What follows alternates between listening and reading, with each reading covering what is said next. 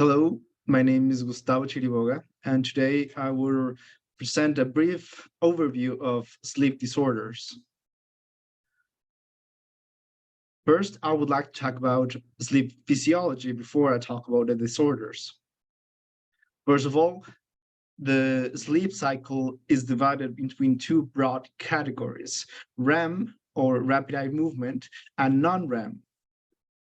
Furthermore, non-REM is divided into different stages, ranges from 1 to 2 to stage 3 and even stage 4.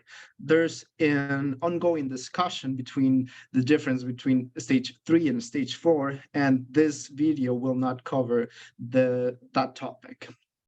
Now, I wanted to point out in this image right here some interesting facts about the sleep cycle. First of all, in adults, when a patient is awake, when they start the sleep process, they go from wakefulness to stage 1 non-REM. It's also important to note that on this cycle, we can see stage 3 of non-REM sleep actually happens most on the first third of the night. It's important to note that stage 3 is the slow wave sleep and is the most restful part of the sleep cycle. It's also important to note here that sleep happens in cycles. As we can see, it comes from non-REM to REM and vice versa. This cycle is actually increasing length from varying from 70 minutes approximately in the first third to approximately 90 minutes on the last third of the night.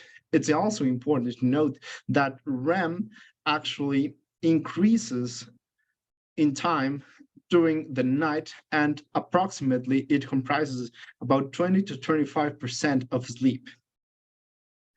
It's important to note that REM is a phase of decreased EEG amplitude. REM has muscle atonia and has autonomic variability and the episodic rapid eye movements. It's has a tonic and phasic component and is regulated by the autonomic nervous system. This model was based on adults, and there are a few key differences between adults and other groups, such as the infants and the elderly. First, I would like to talk about the infants. Infants have a greater total sleep time, ranging from 16 to 18 hours, and it's also important to note that kids have more increased REM sleep in relationship to adults. Infants have about 50% of sleep being REM sleep. And it's also important to note, in infants, the sleep cycle between REM and non-REM has an approximate duration of 45 to 60 minutes. And also, it's important to note that in infants, they have short bursts of sleep in comparison to adults, and approximately at age about 6 months of age, they can consolidate an overnight sleep period. The next group I want to talk about is the elderly. They have a decrease in stage 3 sleep and a compensatory increase in stage 2 non-REM sleep. It's also important to note that the number and duration of overnight arousal periods increase in this population.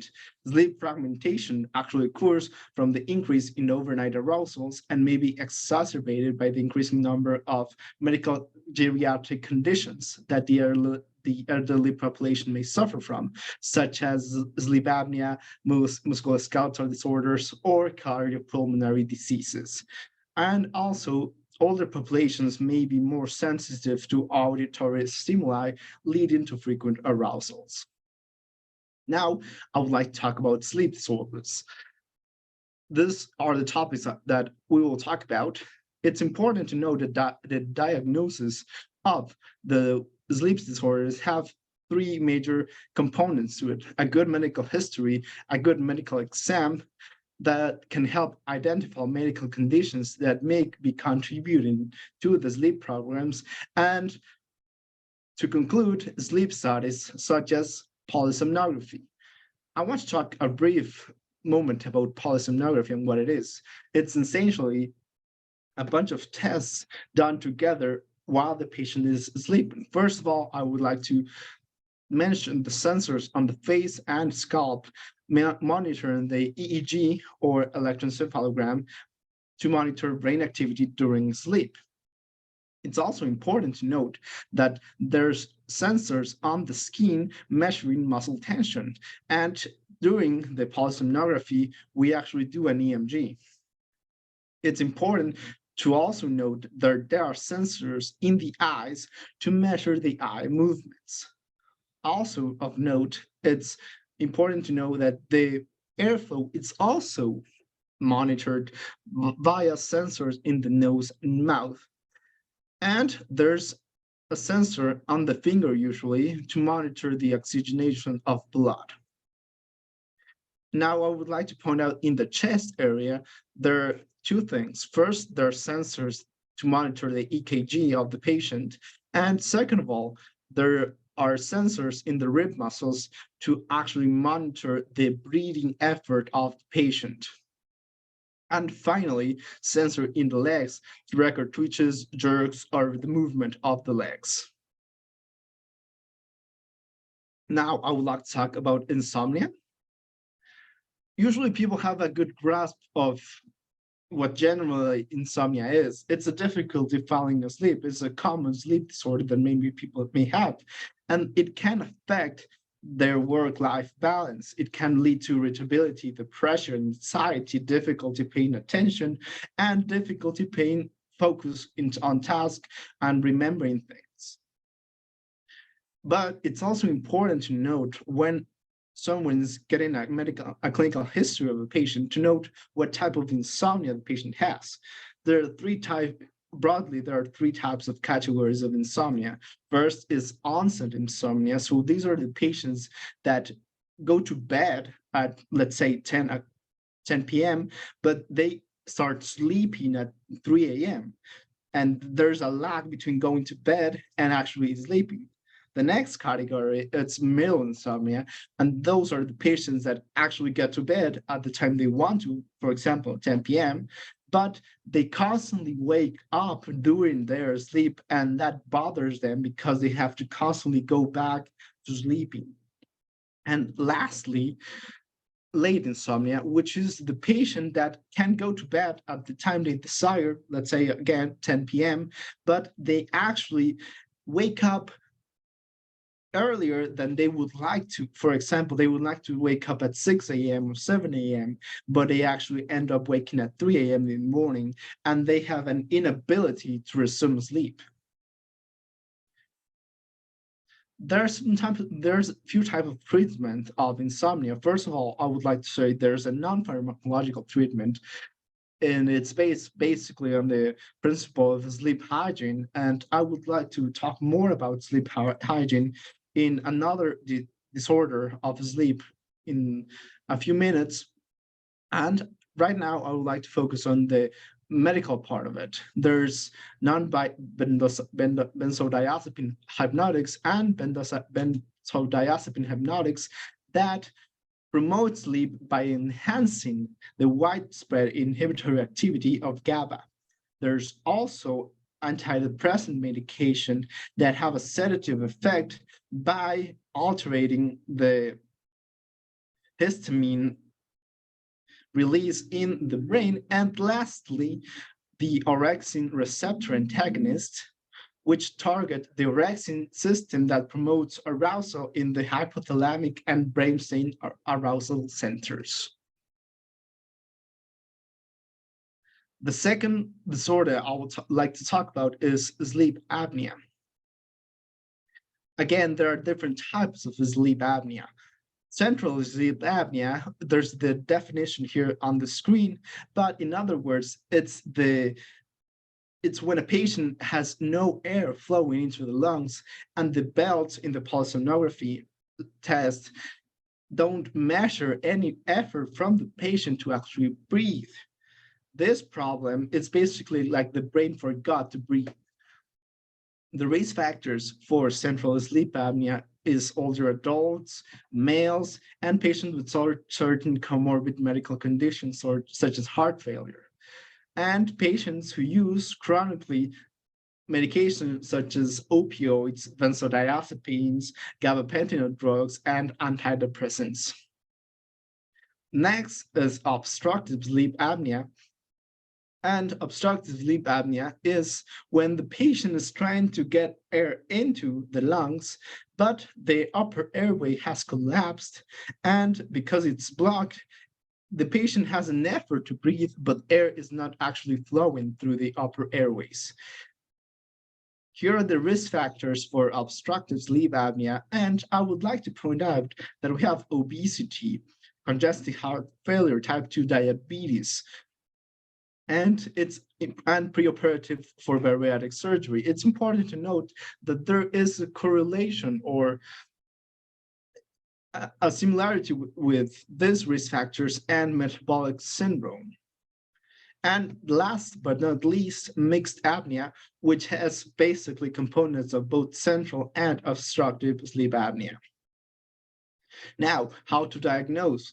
We have what we call the AHI score, or apnea-hypopnea index score, which to diagnose obstructive sleep apnea has to be more than 15 or more than 5 with symptoms.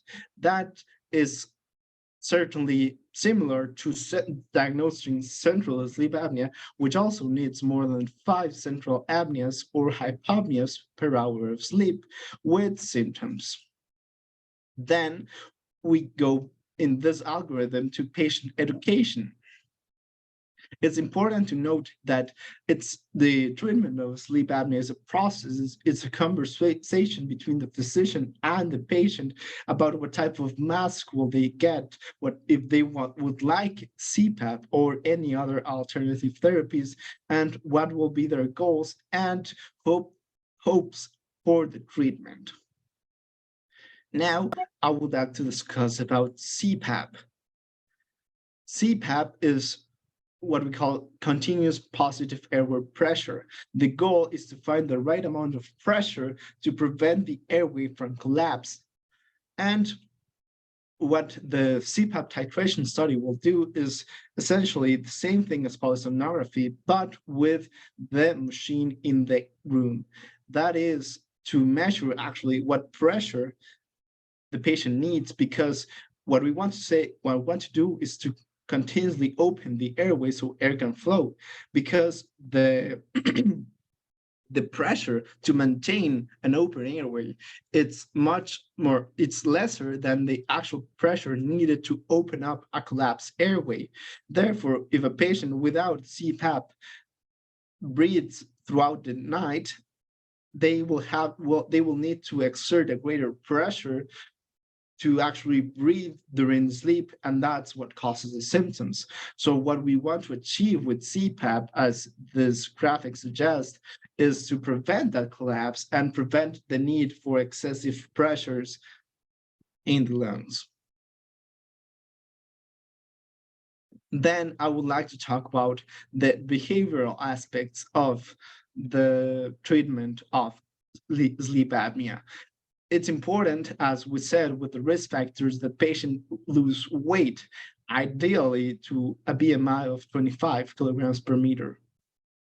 It's important that exercise it is not a treatment by itself, but it's an adjunctive therapy, as we will discuss on a later stage. Then I would like to talk about oral appliances. Oral appliances are basically devices that position the tongue forward or position the mandible forward, so the patient will have an open airway in the mouth that air can flow through without having the tongue, because they are asleep and they have muscle atonia, actually blocking the airway.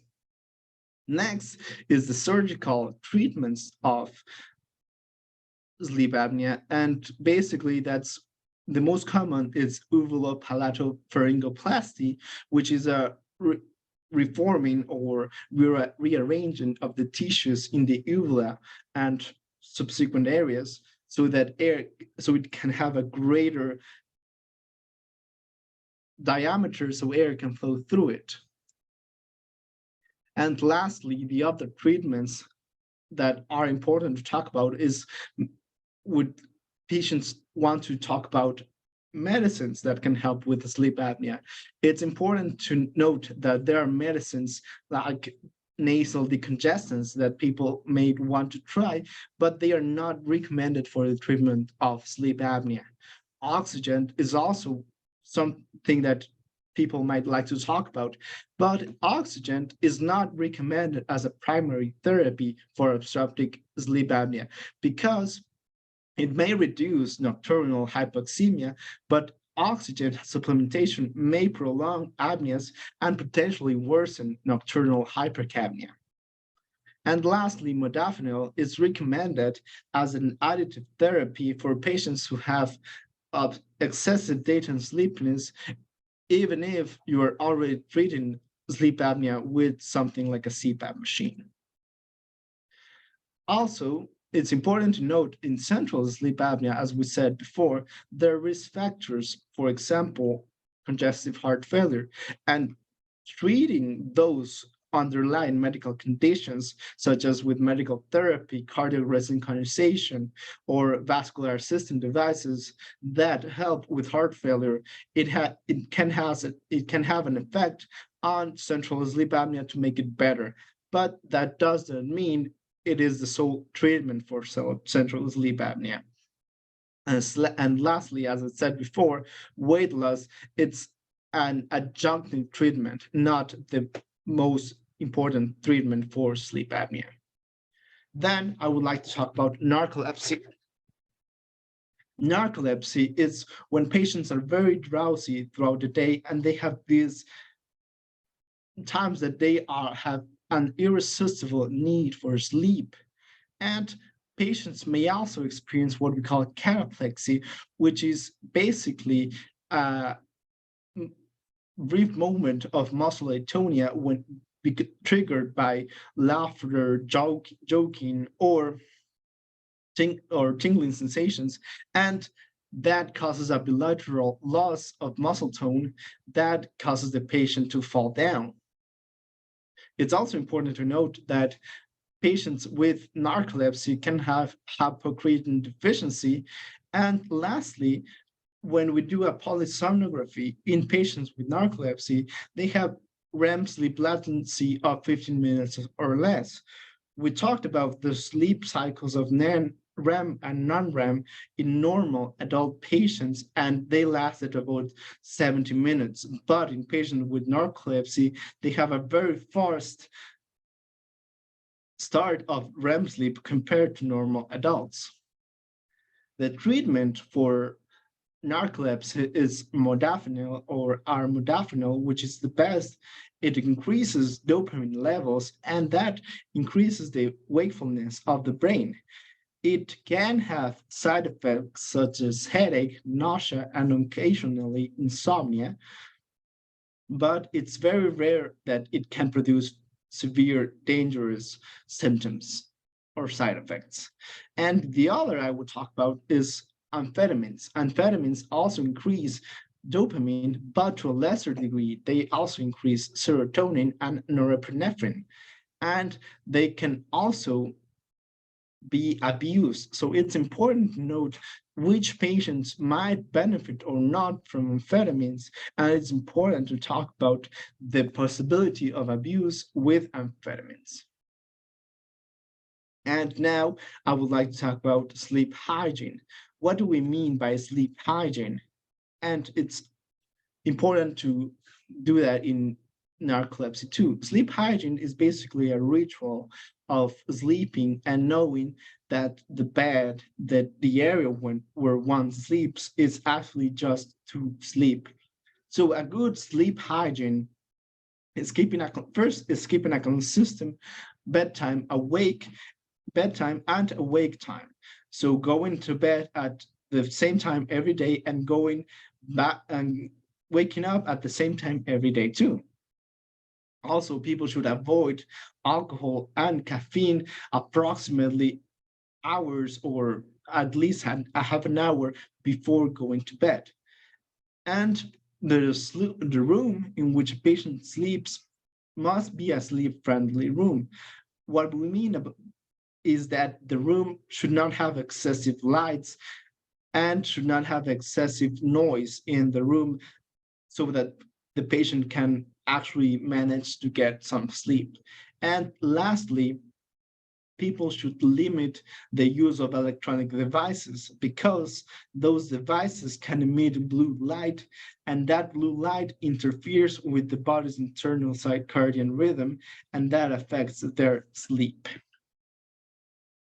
Then I would like to talk about restless sleep syndrome.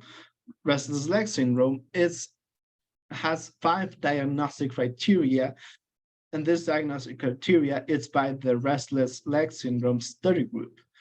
And essentially, it's the story that the patient comes with, right?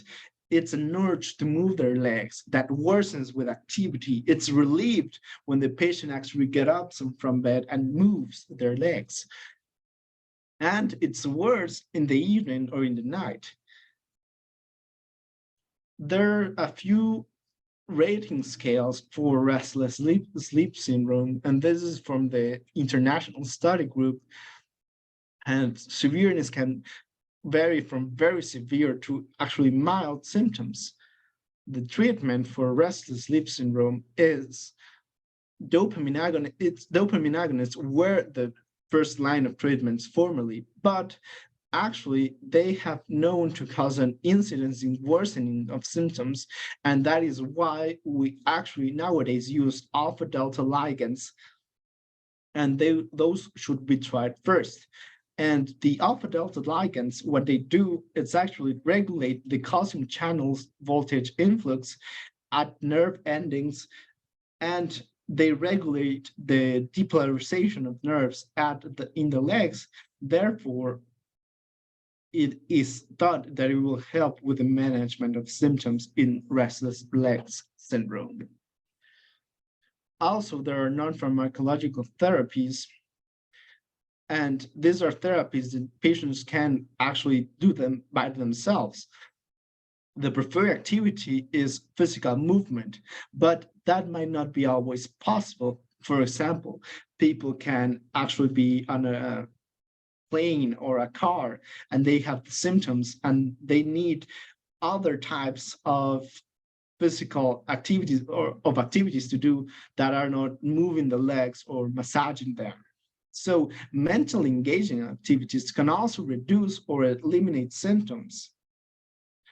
Activities such as playing a video game, playing chess, doing a crossword puzzle, or even having a mentally stimulating conversation. It's important to note that these type of activities may reduce the symptoms when a patient has no capacity of doing something as walking down the aisle, for example, in an airplane.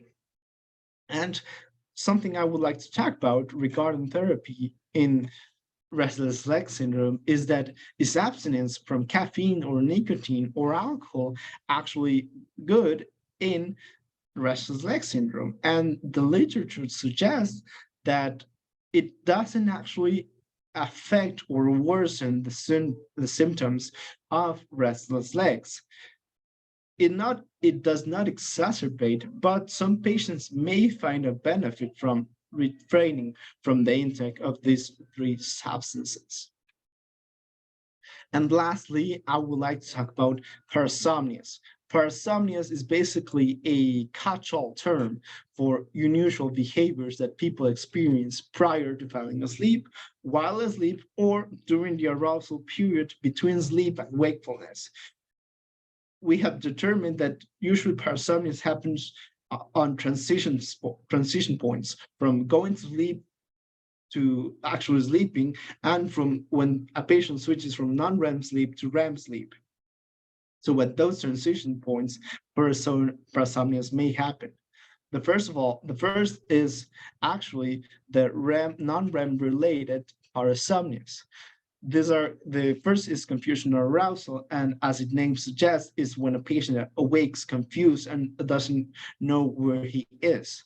Second is sleepwalking, and the patient may exhibit limited awareness or responsiveness to their surrounding. They can engage in activities without losing their balance and engage in activities such as folding the laundry, for example.